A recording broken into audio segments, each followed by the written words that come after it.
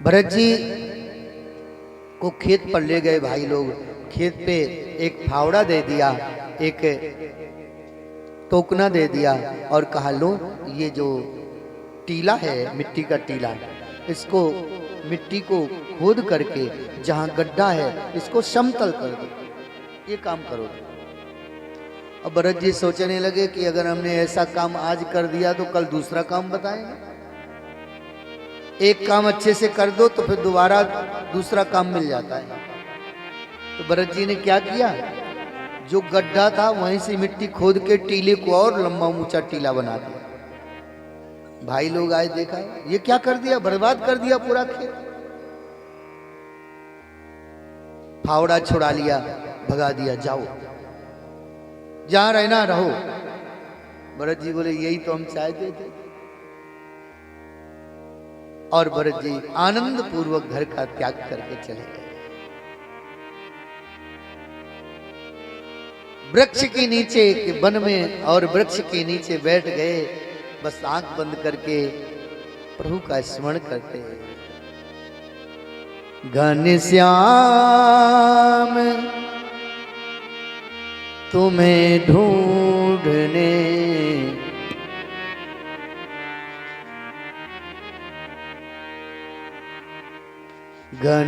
घनश्याम तुम्हें ढूंढने जाएं कहाँ कहाँ। घनश्याम तुम्हें ढूंढने जाएं कहाँ कहाँ। घनश्याम तुम्हें ढूंढने जाएं कहाँ कहाँ। घनश्याम तुम्हें ढूंढने जाएं कहाँ कहाँ। घनश्याम तुम्हें ढूंढने जाएं कहाँ कहाँ। घनश्याम तुम्हें ढूंढने जाएं कहाँ कहाँ। अपनी बिरह की याद दिलाएं कहाँ कहाँ। अपनी बिरह की याद दिलाएं कहाँ कहाँ। घनश्याम तुम्हें ढूंढने जाएं कहाँ कहाँ। घनश्याम तुम्हें ढूंढने जाएं कहाँ कहाँ।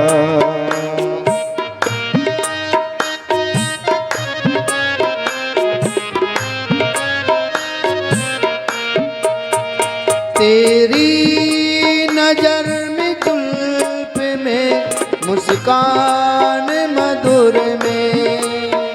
तेरी नजर में जुल्फ में मुस्कान मधुर में।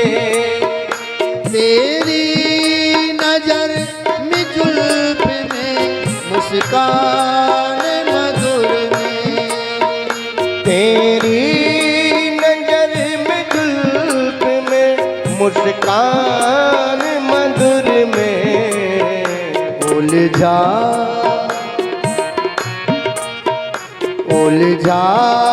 हुआ है दिल मेरा, सुलझाए कहाँ कहाँ। उलझा हुआ है दिल यहाँ, सुलझाए कहाँ कहाँ। घनश्याम तुम्हें ढूंढने जाएं कहाँ कहाँ। घनश्याम तुम्हें ढूंढने जाएं कहाँ कहाँ।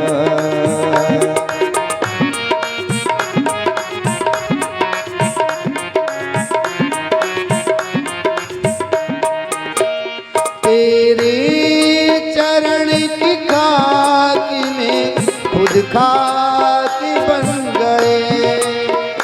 तेरे खुद खाक बन गए।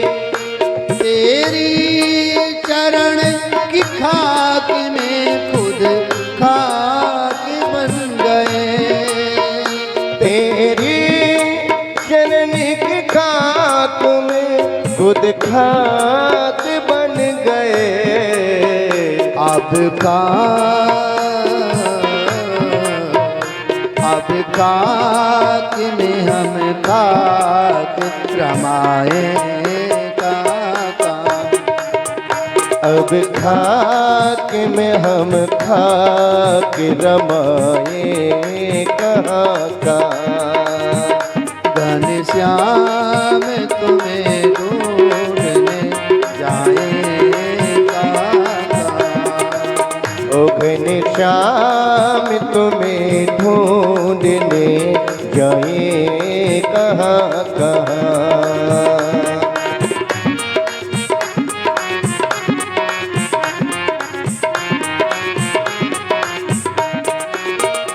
जिसकी तबीब देख के खुद बन गए मरीज। जिसकी तबीब देख के खुद बन गए मरीज। जिसकी तबीब देख के खुद बन गए मरीज। जिसकी तबीब देख कर खुद बन गए मरीज।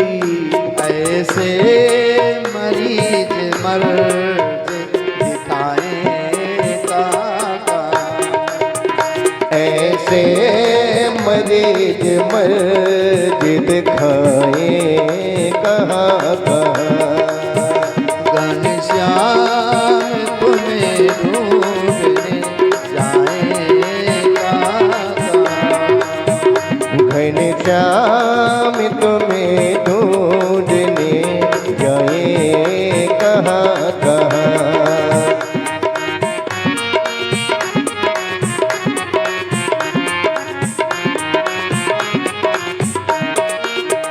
दिन रात अश्रु बिंदु बरसते तो है मगर।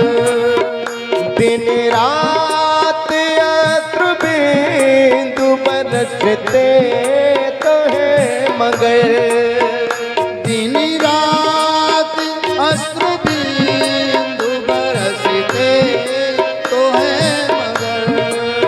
ओ दिन रात अश्रु बिंदु बरसते तो है मगर। सब तन में लगी आग बुझाए कहाँ कहाँ। ओ सब तन में लगी आग बुझाए कहाँ कहाँ। घनश्याम तुम्हें ढूंढने जाए काका। ओ घनश्याम तुम्हें ढूंढने जाए कहाँ कहाँ। अपने विरह की आग बुझाए काका। अपने बिरह की याद दिलाए कहाँ कहाँ।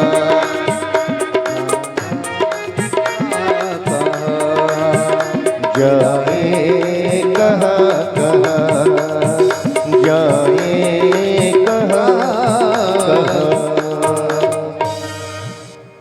भरत जी वन में गोविंद के आश्रित होकर के भजन कर रहे हैं, पड़े हुए अजगर वृत्ति को धारण कर।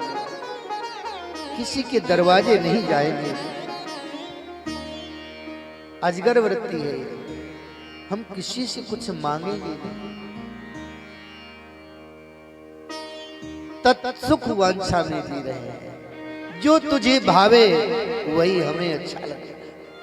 तू खिलाए तो खाएंगे, नहीं पड़े पड़े मस्ती से भजन करेंगे। परमात्मा के आश्रित हो जाना, भगवान कहते हैं ना गीता में, अनन्यास चिन्तयन्तो मां ये जना पर्युपासते तेषां नित्याभियुक्तानां योगक्षेमं वहाम्यहम्।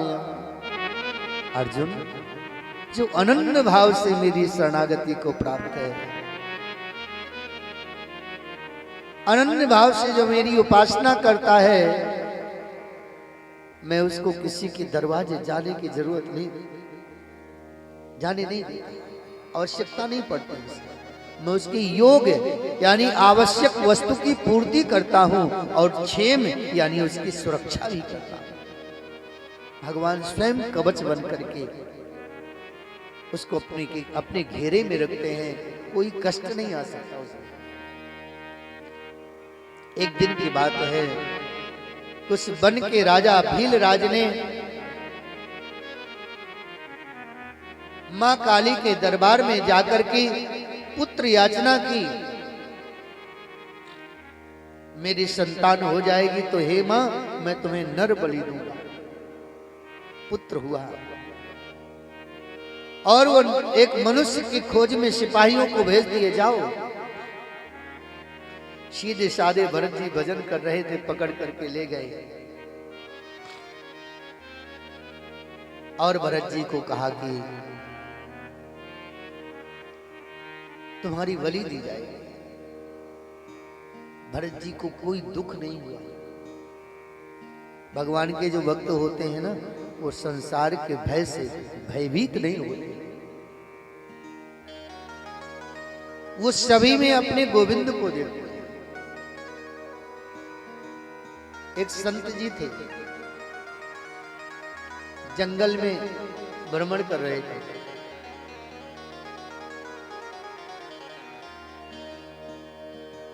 एक दिन उस संत जी के सामने एक विशाल काय सिंह आ गया, बड़ी जोर की गर्जना लगाई।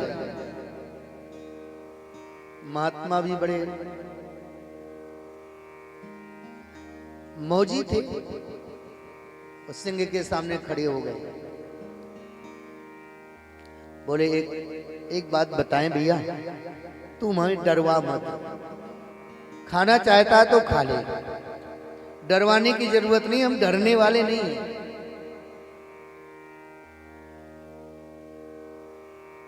अगर तुम्हारे ही निमित्त हमारा जीवन है तो तुम्हारे आहार हम बन जाएं, खा लो, डराने की क्या बात है, गर्जना करने की क्या बात है। हम आपके सामने हैं, तुम्हारी जैसी। और जब संत निर्भीक होकर के ऐसा बोला तो सिंह ऐसे जैसे कुत्ता होता है ना, पालतू कुत्ता, पूंछ हिलाता हुआ वहां से चला गया। संसार से जितना भयभीत होगे, संसार उतना ही डरवाएगा। डरने की जरूरत नहीं है। डरना है तो गलत कामों से डरना। कोई कर्म ऐसा न बने जिससे हम ठाकुर जी के सामने सीधे खड़े ना हो सके। कर्म शुभ होना चाहिए। किसी की ताकत नहीं कि आपको डरवा सके। किसी का बुरा मत करो, किसी का के बारे में बुरा मत सोचो। संसार का भय समाप्त हो जाए। भजन बढ़ाओ। भरत जी ने कहा भाई ठीक है, अगर तुम्हारे कल्याण के लिए हमारा बलि देना ठीक है तो ठीक है, दे दो। और जैसे ही भरत जी को बलि देने के लिए मां काली के सामने ले गए, झुकाया, भरत जी सर झुका लिए और बलि देने के लिए जैसे खड्ग उठाया वैसे ही मां काली प्रकट हो। बलि देने वाली की बलि कर दी। भरत जी को हृदय से लगा लिया मां काली ने और कहा बेटा तुम्हारे जैसा परम वैष्णव मुझे बहुत प्रिय है। तुम्हारा कोई बाल बांका नहीं कर सकता। भरत जी प्रसन्न होकर के चले गए। न मरने का दुख, न बचने का सुख, ऐसी वृत्ति भरत जी की थी। एक दिन सिंध सौयर देश के राजा रहुगण पालकी पे बैठ करके कपिल भगवान के दर्शन के उद्देश्य से जा रहे थे। उनका एक कहार बीमार हो गया और कहारों ने सोचा पालकी कैसे चलेगी, भरत जी को लगा दिया। सीधे साधे भरत जी को पालकी के एक डंडे पे लगा दिया। भरत जी बोले चलो।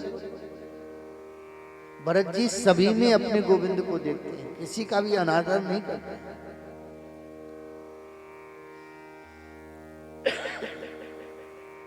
और पालकी को लेके चलने लगे।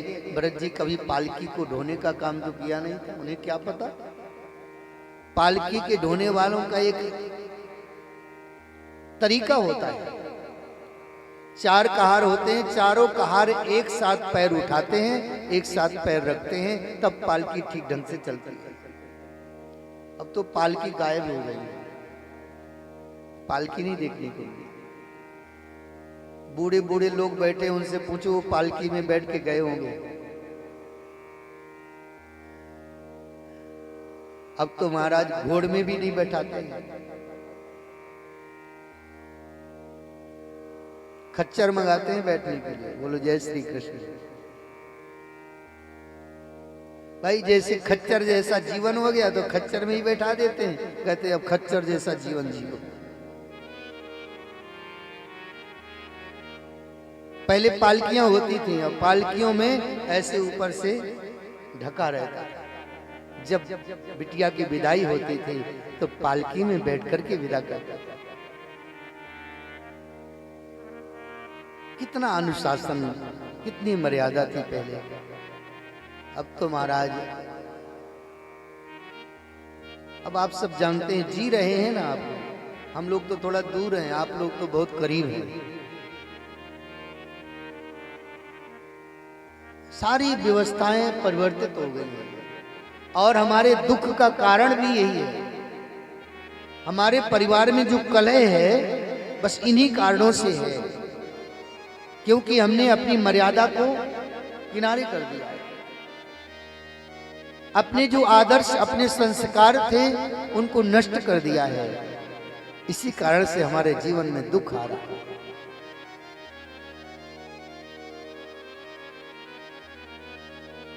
न भोजन करने का ढंग रह गया है। हमें क्या करना है क्या नहीं करना है इसका विवेक भी नहीं रह गया। पहले नाचने वाली बाहर से बुलाई जाती थी, अब भोजन बनाने वाली माताएं बहनें अपने घर की होती। बात सच्ची हो हाथ उठा देना, सच्ची बात है ना। आप लोगों ने अच्छी, क्योंकि अपने गांव देहात से जुड़े हुए हैं ना, तो अच्छी प्रकार से जानते हैं। यानी कि नाचने वाली बाहर से, कहते थे भाई आज तो नाचने वाली आ रही बाहर से फलाने की विवाह में, तो गांव के लोग देखने जाते थे। और अब क्या हो गया है, भोजन बनाने वाली बाहर से, नाचने वाली घर की। कितना अंतर हो गया। जो शुद्ध होना चाहिए, भोजन शुद्ध होना चाहिए, नाचना शुद्ध नहीं है। अगर नाचना है तो परमात्मा के सामने नाचो, संसार के सामने क्या नाचना है। जो संसार के सामने नाचता है ना, उसको हम लोग क्या कहते थे पहले, वैश्या कहते थे ना। नाचने वाली आ रही है, वो संसार को रिझाती हैं, इसलिए उनको उस दर्जे में रखा जाता था। तो जो नाचना अच्छी बात नहीं है, वो हम अपना स्वयं कर लेते हैं। अब भोजन जो बनाना अच्छी बात है, वो शुद्ध रखना है, वो उसमें पवित्रता होनी चाहिए, तो हम दूसरों से बनवा के पाते हैं। बुद्धि कैसे नहीं भ्रष्ट होगी, कितना भी कुछ करो ठीक होने वाला नहीं। आहार शुद्ध होना चाहिए, तब हमारा विचार शुद्ध होगा। जब विचार शुद्ध होगा तो हमारा फिर विहार शुद्ध होगा। जब तक आहार शुद्ध नहीं होगा तो विचार कैसे शुद्ध होंगे। भरत जी को पालकी में लगा दिया गया। पालकी ठीक ढंग से नहीं चल रही है। राजा रघुगढ़ को कष्ट होने लगा, क्रोध आ गया रघुगढ़ को और डांटते हुए बोले,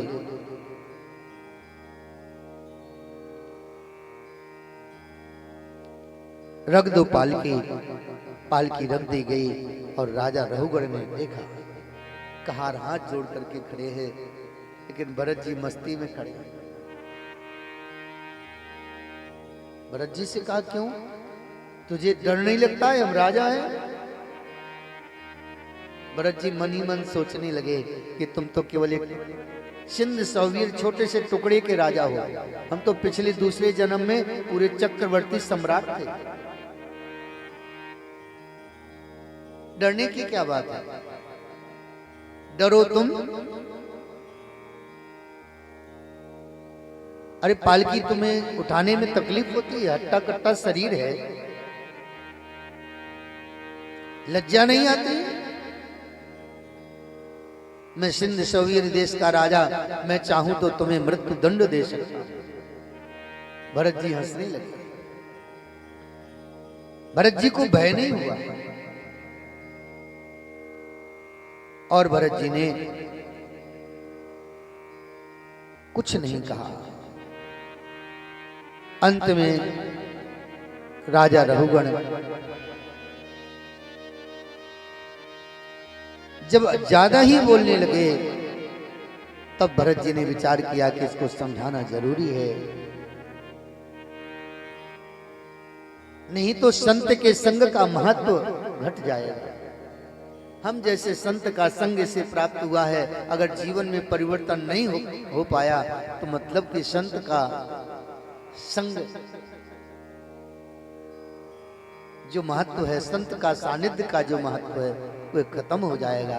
तब भरत जी ने समझाया, राजन, ये शरीर मोटा ताजा हो सकता है, लेकिन आत्मा तो सभी जीव की एक जैसी होती है। हाथी का शरीर बड़ा होता है, चिंटी का शरीर छोटा होता है, लेकिन आत्मा दोनों की एक जैसी होती है। ऐसा नहीं कि हाथी की आत्मा बड़ी होती है।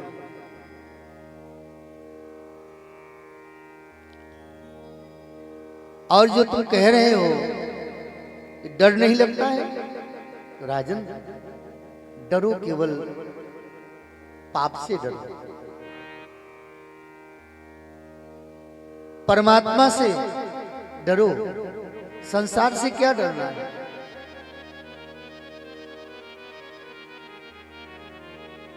राजा को थोड़ा भय हुआ और अच्छी तरह से देखा तो भरत जी के गले में यज्ञोपवीत पड़ा हुआ।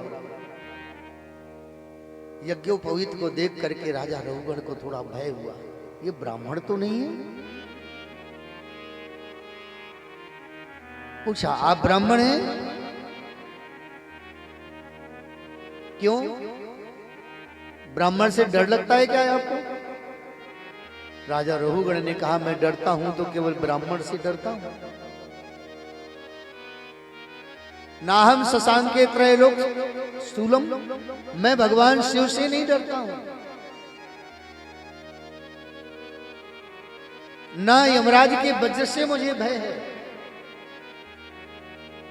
इंद्र के वज्र से मुझे भय नहीं है, यमराज के दंड से मुझे भय नहीं है, भगवान नारायण के सुदर्शन से भी मुझको भय नहीं है।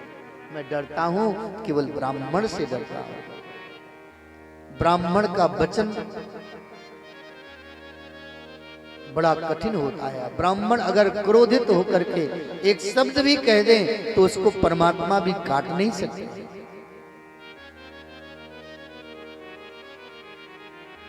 भरत जी ने कहा, ना मैं ब्राह्मण हूं, ना क्षत्रिय हूं, ना शूद्र हूं, मैं तो परमात्मा का एक अंश जीवात्मा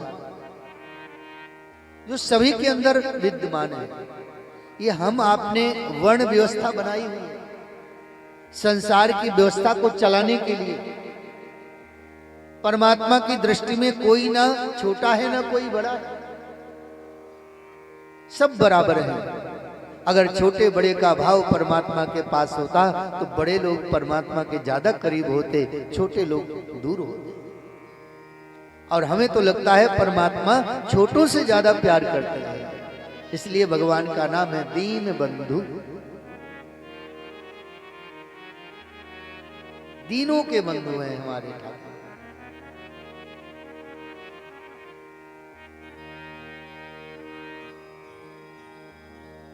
महाराज भरत जी ने ज्ञान दिया रघुगण को, और रघुगण को जब ज्ञान हुआ चरणों में गिर पड़ा, गुरुदेव हमें क्षमा करिए।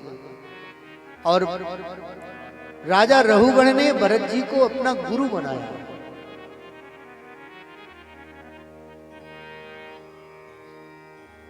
श्री सुखदेव जी महाराज ने परीक्षित जी को नरकों का भी वर्णन श्रवण कराया। 28 प्रकार के नरक होते हैं, जिन नरकों में जीव को भेज करके उसको यातनाएं दी जाती है। कर्म के अनुसार उन नरकों में भेजा जाता है। अंध, तामिश्र, रौरव, कुंभीपाक, सूकर, ऐसे नरकों में भेज करके जीव को तपाया जाता है। जो दूसरों के मांस का भक्षण करता है उसको कुंभीपाक नरक में डालते हैं। विशाल लोहे का कड़ाई होता है, उसमें तेल खौल रहा है और उसी में उसको डाल दिया जाता है। वो मरता नहीं है। वहां पे ऐसा शरीर नहीं मिलता है नरक की यातनाएं भोगने के लिए। वहां एक यातना देह दी जाती है जो न मरता है, न जलता है, न नष्ट होता है। दुख जैसे इस शरीर में होता है वैसे वो दुख उसमें भी होता है। वो यातना देह होता है। 28 प्रकार के नरकों का वर्णन किया।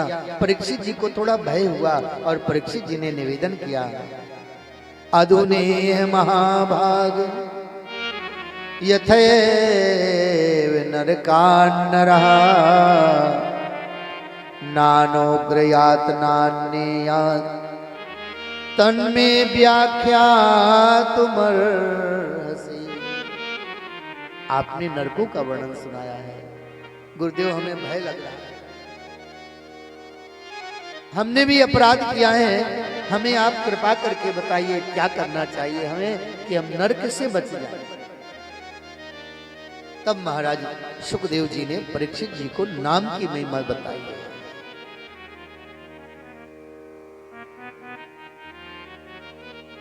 नाम के स्मरण मात्र से जीव के सारे पाप नष्ट हो जाते हैं। आप कितने भी कर्म करिए अच्छे अच्छे, वो जीरो है। लेकिन नाम जप अगर कर रहे हैं तो वह 10 गुना हो जाए। नाम क्या है? गुरुदेव क्या देते हैं? नाम देते हैं ना। नाम एक की संख्या है और बाकी सत्कर्म जीरो है। आप कितने भी जीरो इकट्ठा कर लीजिए लेकिन उनका कोई अस्तित्व नहीं होता है, कोई महत्व नहीं होता है। और अगर नाम रूपी एक संख्या आगे लगा दिया तो वह सीधे 10 गुना हो जाएगा। नाम जपना अनिवार्य है। नाम नहीं जप रहे हैं, व्रत कर रहे हैं तो व्रत जीरो है। नाम जप रहे हैं, व्रत कर रहे हैं तो एक के आगे जीरो लग जाएगा तो कितना हो जाएगा? 10 हो जाएगा, वो 10 गुना हो जाएगा। और अगर आप और अच्छा यज्ञ कर रहे हैं तो एक जीरो और बढ़ जाएगा, 100 गुना हो जाएगा। ये सारे सत्कर्म जितने भी हैं सब जीरो हैं, लेकिन नाम एक है। अगर आपने नाम नहीं जपा तो सब जीरो जीरो इकट्ठे रहेंगे जिनका कोई महत्व नहीं रहेगा।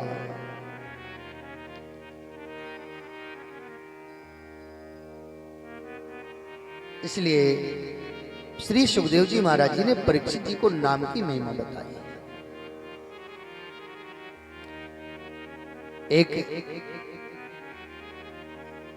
कन्नौज में कानिकुब्ज नाम के ब्राह्मण थे। उनका नाम था अजामिल। अच्छे विद्वान थे, ऐसा नहीं था कि अजामिल बिल्कुल मूर्ख ही थे। लेकिन इस अजामिल ने इन आंखों से पाप को देख लिया और उसका चिंतन करते करते अजामिल के मन में वह पाप स्थान बना लिया। किसी के पाप का चिंतन नहीं करना चाहिए।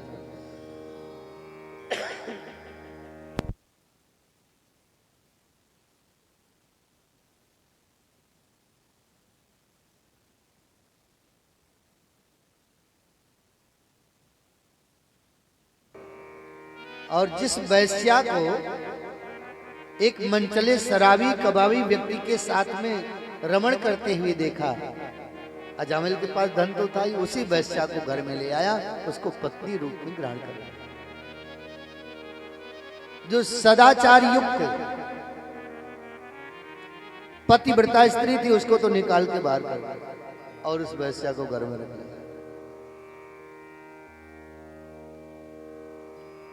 धीरे धीरे वो वैश्या तो वैश्या है, मदिरा पान करना, जुआ खेलना, अनेक प्रकार के कुकर्म उसके जीवन में आ गए और अंत में उसकी सारी संपत्ति नष्ट हो गई उस अजामिल की। तब वो चोरी करने लगा।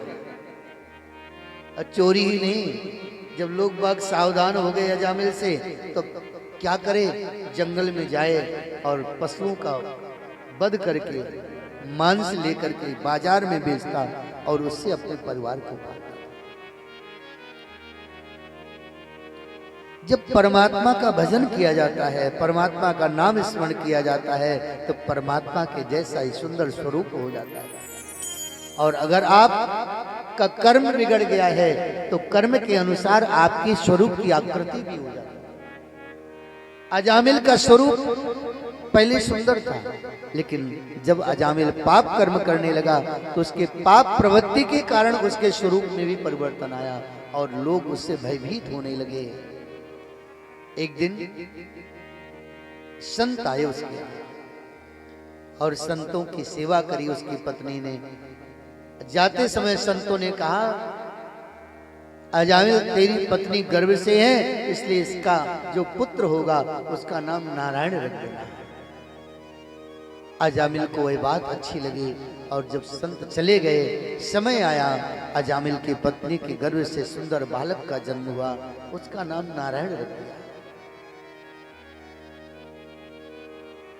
परमात्मा जब कृपा करते हैं तो किसी संत या सदगुरु के माध्यम से कृपा करते हैं। अजामिल का प्रेम उस पुत्र के प्रति बढ़ता गया और एक दिन की बात है कि अजामिल का शरीर रोगी हो गया,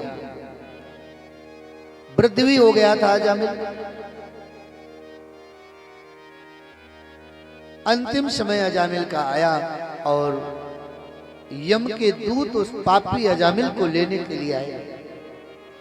पंच भौतिक शरीर से उसके प्राणों को खींचने लगे, वह तड़पने लगा और अपने पुत्र को बुलाने लगा, नारायण, बेटा नारायण आओ मुझे बचा लो। अपने पुत्र को पुकार रहा है वह।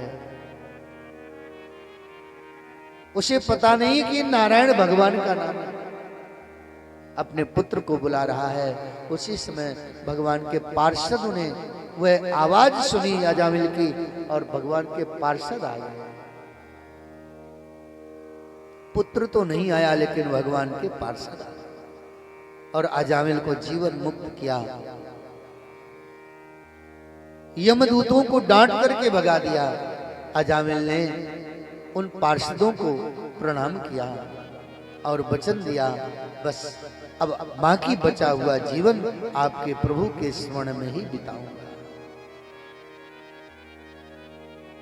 अपने पुत्र के निमित्त उस अजामिल ने भगवान का नाम लिया और उसकी सद्गति हो गई। अगर हम भाव से भगवान का नाम जपेंगे तो हमारी सद्गति निश्चित है। श्रीमन नारायण नारायण नारायण, श्रीमन नारायण नारायण नारायण, श्रीमन नारायण नारायण नारायण, श्रीमन नारायण नारायण नारायण, लक्ष्मी नारायण नारायण नारायण लक्ष्मी नारायण नारायण नारायण श्रीमन्नारायण नारायण नारायण श्रीमन्नारायण नारायण नारायण गोविंद नारायण नारायण नारायण गोविंद नारायण नारायण नारायण भजमन नारायण नारायण नारायण भजमन नारायण नारायण नारायण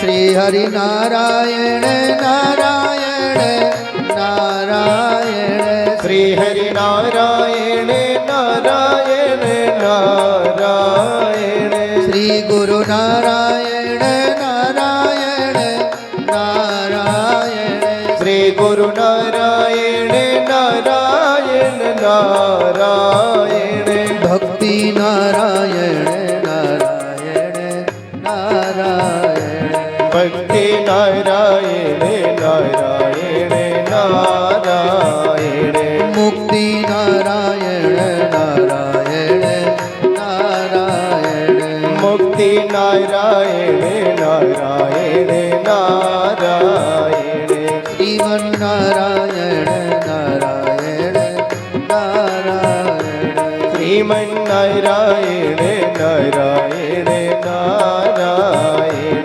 भजमन नारायण नारायण नारायण भजमन नारायण नारायण नारायण परमात्मा का नाम कितना पावन है, भगवान से भी श्रेष्ठ भगवान का नाम है।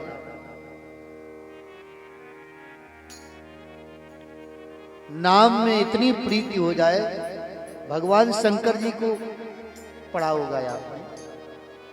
भगवान शंकर जी महादेव कहलाते हैं और जब इच्छा करते हैं भगवान राम जी उनके सामने आ जाते हैं। नाम जपने की क्या जरूरत है, लेकिन कभी एक सांस भी बिना नाम के व्यर्थ नहीं जाती है। हर समय राम राम राम जपते रहते हैं।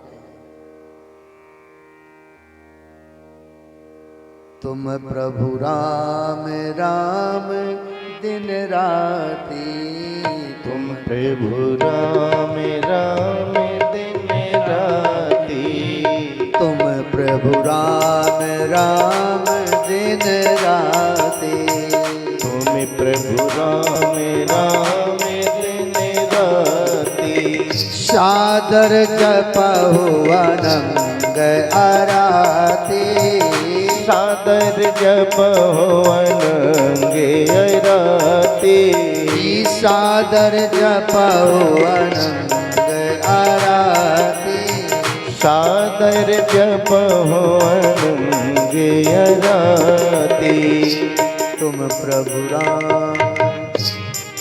पार्वती जी ने पूछा भगवान शंकर जी से, ये राम राम आप दिन रात जपते रहते हैं,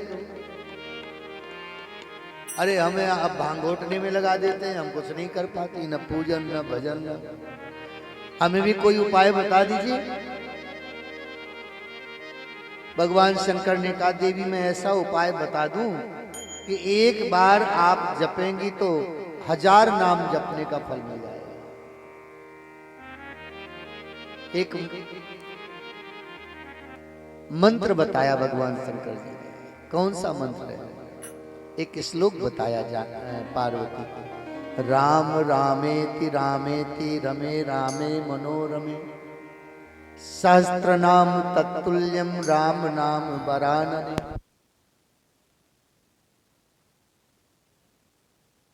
इस श्लोक का आप जप करिए तो आपको 1000 बार राम कहने का फल मिल जाएगा। नारद जी ने भी यही मांगा है भगवान राम जी से। राम जी ने कहा वरदान मांगो, नारद जी नारद जी ने कहा प्रभु मुझे वरदान कुछ नहीं चाहिए। नहीं नहीं मांग लीजिए। तो नारद जी ने कहा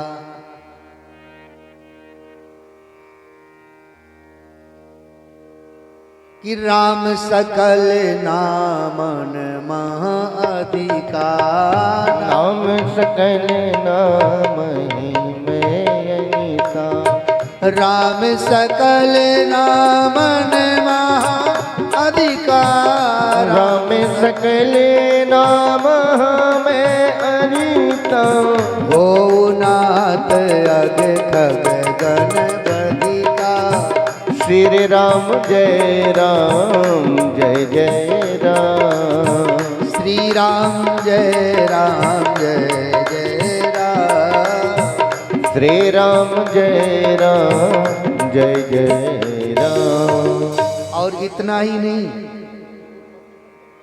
जब सेतु बंद हुआ था ना, तो सब बंदर बड़े बड़े पर्वत लेकर के समुद्र में डाल रहे थे। राम जी बैठे बैठे देख रहे थे और वो पत्थर ऐसे जुड़ जाते थे जैसे कोई बिल्डिंग कर दिया। राम जी को बड़ा आश्चर्य हुआ और राम जी ने उठ करके देखा तो क्या करते थे बंदर, हनुमान जी बैठे बैठे और प्रत्येक पत्थर में राम लिखते थे। रा इसमें लिखे और माँ उसमें लिखे और जोड़े तो राम जुड़ जाए पत्थर।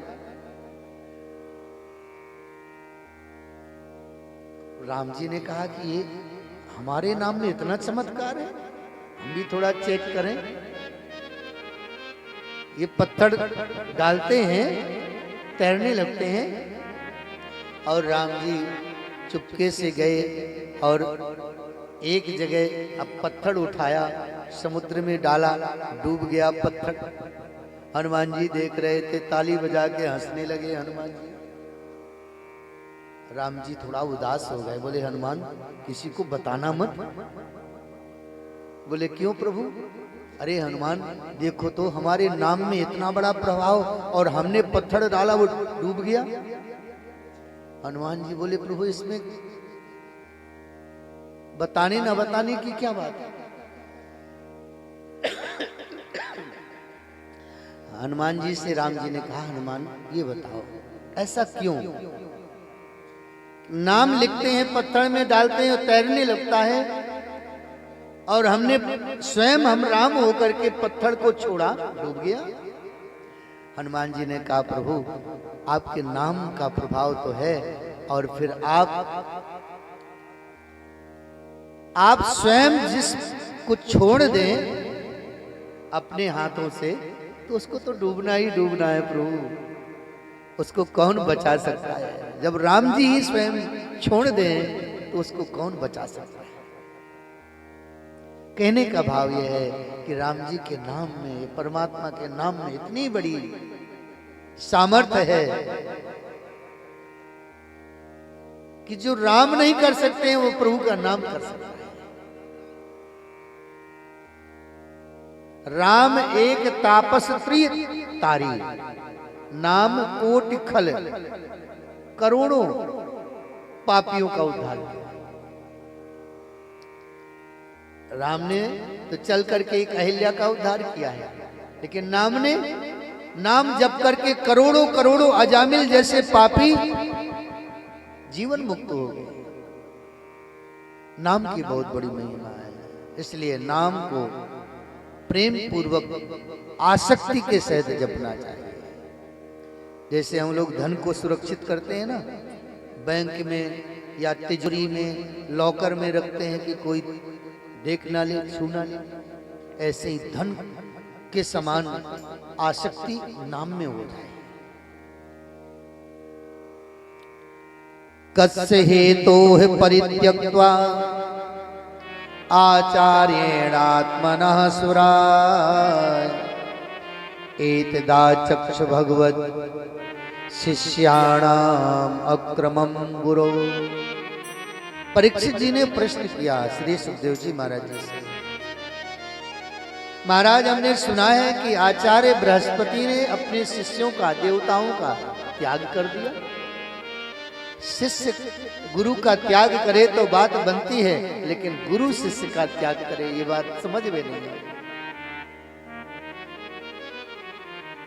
पुत्र माता पिता को त्याग के चला जाए ठीक है, कोई बात नहीं, लेकिन माता पिता पुत्र का त्याग कैसे कर सकते हैं?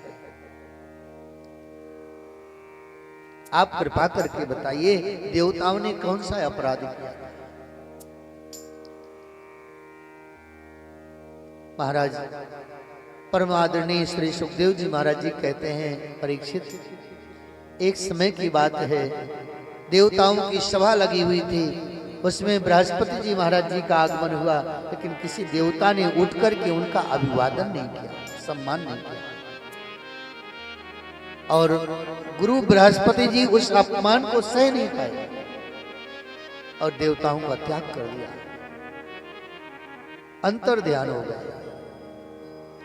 देवताओं को जब होश आया कि हमारे गुरुदेव आए थे, कहाँ गए, खोजा लेकिन नहीं मिले, और यहाँ शुक्राचार्य जी ने अपने शिष्यों से जाकर के कहा, इस समय देवता लोग गुरु विहीन हो गए हैं। गुरु मतलब कि श्रेष्ठ जन जिनके सर पर ना हो उनका पतन निश्चित है। गुरु का मतलब होता है अपने से श्रेष्ठ। ये जो गरु कहते हैं ना, गरु बहुत गरु है, ये गुरु शब्द का अपभ्रंश करके गरु शब्द बनाया। गुरु का मतलब है श्रेष्ठ, जिसमें वजनदारी हो।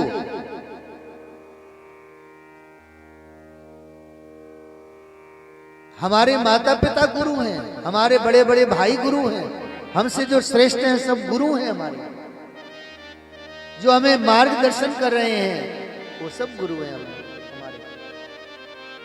किसी का भी अपमान नहीं होना चाहिए, और जिसके मस्तक पर गुरु का आशीर्वाद नहीं है, यानी अपने से बड़ों का आशीर्वाद नहीं है, उसका उन्नति नहीं हो सकता।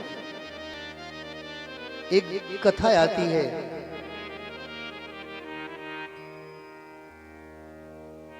एक कन्या का विवाह होना था किसी के साथ, तो कन्या के पिताजी ने शर्त रखी, हम विवाह तभी करेंगे कि तुम्हारे साथ में कोई सयाना नहीं आए। बारात में कोई सयाना नहीं आना चाहिए, बुजुर्ग नहीं आना चाहिए। तो सब जितने भी लड़के थे बोले ठीक है, नहीं आएंगे बूढ़े, बूढ़ों की जरूरत ही क्या है, फालतू में और परेशान करते हैं, नहीं लेके आएंगे। लेकिन लड़के के नाना ने कहा, भैया हम तो चलेंगे। बोले नाना जी तुम जाओगे, ब्याह नहीं होगा। बोले ऐसा करो कि हमें पिटारे के अंदर बंद करो।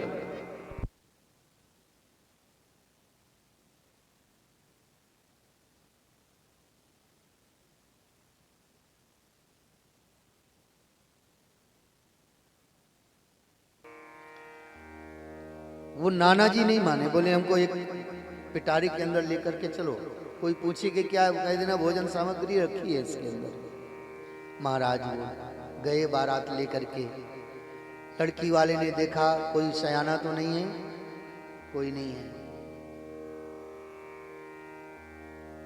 बोले विवाह तो तभी होगा कि हमारी एक शर्त है। भाई अब तुम्हारी क्या शर्त है? तुम्हारी शर्त थी कोई बुजुर्ग नहीं आना चाहिए, हमने आपकी शर्त पूरी कर दी, अब आपकी क्या शर्त? बोले हमारी दूसरी शर्त ये है कि हमारी ये जो नदी है ना, ये इसमें जल है, इसमें दूध बहाना है, अगर आप लोग इसमें दूध बहा सकें तो हम अपनी पुत्री का ब्याह करेंगे। अब तो महाराज सब बाराती चक्कर में पड़ गए, अब ये तो बहुत असंभव है, नदी में दूध बहाना ये तो बहुत कठिन बात है। अब तो ये हुआ कि चलो बारात वापस ले चलो। एक ने कहा कि जब बारात वापस जा रही तो नाना को काहे मार डाल रहे हैं, निकाल लो आप। नाना को निकाला, बोले चलो वापस चलना है। बोले क्यों? अरे बोले उसने शर्त रखी लड़की वाले ने कि नदी में दूध बहाओ तब हम तुम्हारे साथ में अपनी पुत्री का विवाह करेंगे। नाना जी बोले ऐसे छोटी छोटी बातों में बारात कभी वापस जाती है क्या? अरे ये छोटी बात है, इतनी बड़ी नदी में दूध बहाना है? अरे बोले तुम भी कह दो, भिजवा दो संदेश कि नदी का पानी खाली करवाओ तो हम दूध की व्यवस्था हमारे पास है। नदी का पानी खाली करवा दो, दूध की व्यवस्था हमने बना रखी है। ये जब बात लड़की वाले के यहाँ भेजा गया, लड़की वाला समझ गया कोई सयाना जरूर है बारात में। कहने का तात्पर्य कि सयानों का बरद हस्त अगर हमारे मस्तक पर है तो हमारा कोई बिगड़ नहीं सकता है, हमारा कभी मार्ग गलत नहीं हो सकता है। सदैव सावधान करते रहें।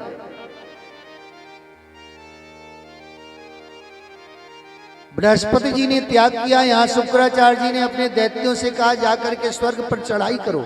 स्वर्ग पर आक्रमण किया दैत्यों ने और सारे देवता भयभीत होकर के स्वर्ग का त्याग करके भग गए। दैत्यों का स्वर्ग पर शासन हो गया। सब देवता ब्रह्मा जी के पास गए, पितामह हमारी रक्षा करिए, कहाँ रहें, क्या करें। ब्रह्मा जी ने कहा आप लोगों ने गुरु का अपमान किया है, उसका परिणाम आपको मिल गया, अब तुम गुरु बना लो। किसको बनाएं गुरु? बोले एक काम करो, त्वष्टा के पुत्र विश्वरूप को गुरु बनाओ। विश्वरूप के 3 मस्तक थे और एक मुख से अन्न का प्राशन करते, एक मुख से मदिरा पीते थे, एक मुख से अमृत का पान करते थे। ठीक है, विश्वरूप के पास गए, निवेदन किया और विश्वरूप जी महाराज जी गुरु बनने के लिए राजी हुए। विश्वरूप जी ने इंद्र को नारायण कवच का उपदेश दिया है। ओम हरिर्विदिध्यान मम सर्व रक्षा न्यस्तांग्रि पद्मा पतगेन्द्र पृष्ठे दरारि चरमा सिगदे सुचापो पाषाणददानोष्ट गुणोष्ट बाहु। परमात्मा के परम प्रिय कवच नारायण कवच का ज्ञान इंद्र को दिया और नारायण कवच के प्रभाव से इंद्र ने देवताओं को पराजित किया। स्वर्ग का शासन मिल गया। एक दिन विश्वरूप हवन कर रहे थे, यज्ञ कर रहे थे और यज्ञ में देवताओं के नाम की आहुतियां दे रहे थे और गुप्त रूप से दैत्यों के नाम की आहुतियां भी दे रहे थे। इंद्र को पता चल गया कि दैत्यों के नाम की भी आहुतियां दे रहे हैं और इंद्र ने विश्वरूप का मस्तक काट दिया। ये ब्रह्म हत्या लग गई इंद्र को।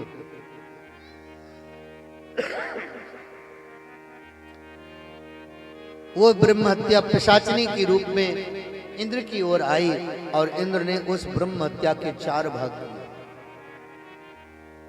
एक भाग वृक्षों को दिया, एक भाग पृथ्वी को दिया, एक भाग जल को दिया, एक भाग नारी जाति को दिया है।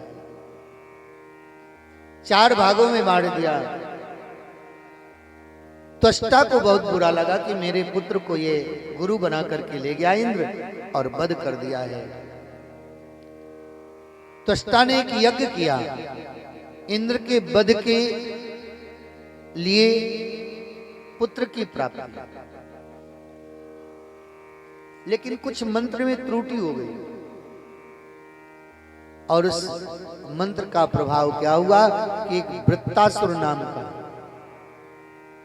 असुर प्रकट हुआ और उससे कहा जाओ तुम इंद्र को पराजित करो। बहुत बलवान था भय वृत्तासुर, स्वर्ग पर चढ़ाई किया। इंद्र भयभीत होकर के स्वर्ग का त्याग करके भग गया। पुनः स्वर्ग का शासन दैत्यों के हाथ में चला गया। इंद्र ने ब्रह्मा जी से फिर प्रार्थना करी। ब्रह्मा जी ने कहा वह वृत्तासुर ऐसे नहीं मर सकता है, उसके लिए आपको महर्षि दधीच की अस्थियों से वज्र का निर्माण करना पड़ेगा।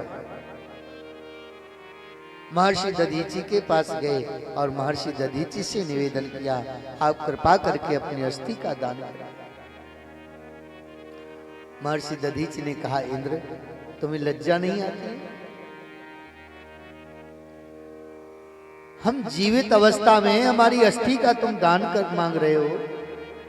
कितना दुख होता है शरीर का त्याग करने में, तुम्हें पता नहीं है? किसी को दुख दे करके तुम सुखी होने की प्रवृत्ति जो है तुम्हारी, वो ठीक नहीं है। किसी के मन को दुख देना और अपने को सुखी महसूस करना, ये ठीक है नहीं। चाहिए दिल दुखाना किसी का, नहीं चाहिए दिल दुखाना किसी का, नहीं चाहिए दिल दुखाना किसी का, नहीं चाहिए दिल दुखाना किसी का। सदा ना रहा है, सदा ना रहा है, सदा ना रहेगा, सदा ना रहेगा, जमाना किसी का। नहीं चाहिए दिल दुखाना किसी का, नहीं चाहिए दिल दुखाना किसी का।